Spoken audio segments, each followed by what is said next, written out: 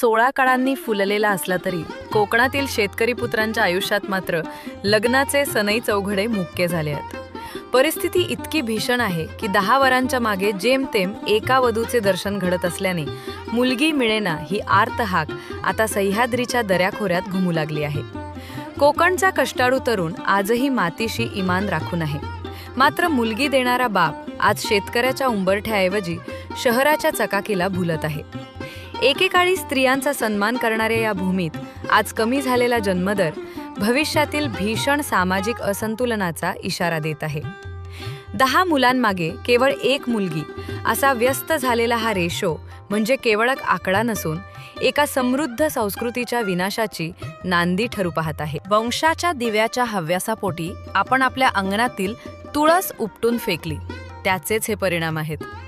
जर आज आपण सावरलो नाही तर उद्या कोकणच्या वाड्यांना कुलपे लागलेली असतील आणि शेतीची राखण करायला वारसदार उरणार नाही, अशी विदारक अवस्था आहे.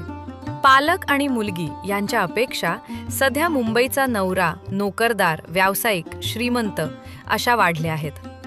पण खरे सांगायचे तर कष्ट करून घाम गाळणाऱ्या कोकणच्या तरुणांचे कष्ट, विचार, संस्कार हे सुटाबुटात वावरणाऱ्या तरुणांपेक्षा कैक पटीने सरस ठरलेले आहेत. एक वेळ पेट जेवून तो जगेल, पण पूर्णतः सुखी, समाधानी दिसेल. आयुष्यात धन कमवण्यापेक्षा मन कमवले तर सुखी संसाराची गोडवी अनुभवता येते.